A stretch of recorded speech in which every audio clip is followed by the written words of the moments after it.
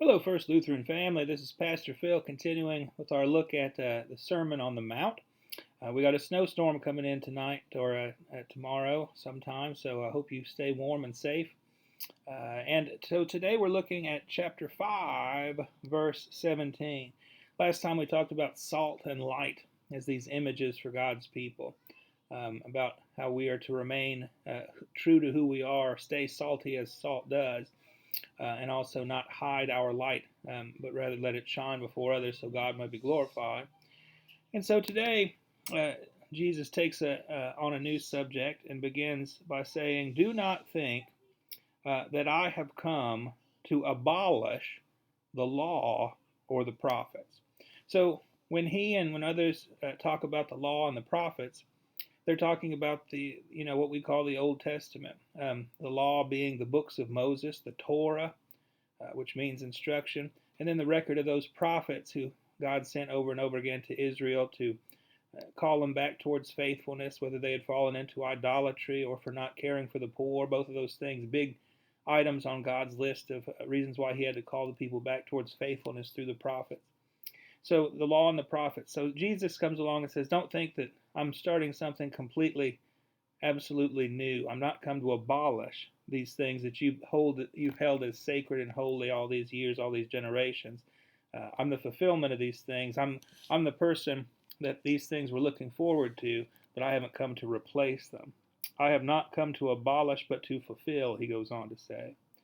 For truly I tell you, until heaven and earth pass away, not one letter, not one stroke of a letter will pass from the law until it is all accomplished. In the King James, I remember this says, not one jot or tittle will pass away from the law, meaning those pieces of letters, jot and tittle, but one letter or piece of a letter will pass away.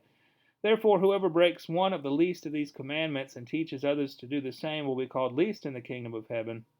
But whoever does them and teaches them will be called great in the kingdom of heaven. For I tell you, unless your righteousness exceeds that of the scribes and the Pharisees, you will never enter the kingdom of heaven. So what Jesus is talking about there, about doing and teaching, so knowing and doing, that's sort of a challenge to the scribes and the Pharisees, because over and over again in the Gospels, what Jesus says about the scribes is that you're knowers but not doers. The scribes were the ones who were literate. They copied the law. They copied the law on scrolls, and they were considered experts because, if you write something day in and day out, you get to know it pretty well. So they were experts in what the law said. But Jesus says, you know it, but you're not doing it.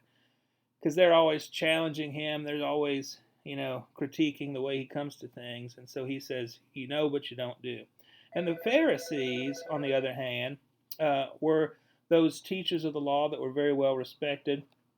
But Jesus' traditional rebuke of the Pharisees is that they're focusing on the wrong things.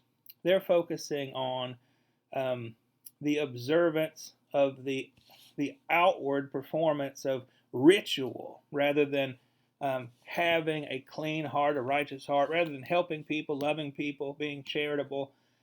They're interested rather in cleanliness rules, cleanliness laws, things like that, and the performance of the law as it relates to ritual, sort of. And so for one of these groups, he's saying, you know it, but you're not doing it. And for the other one, you're doing it, but you're focusing on the wrong part of it. So Jesus says both of these camps are missing the boat.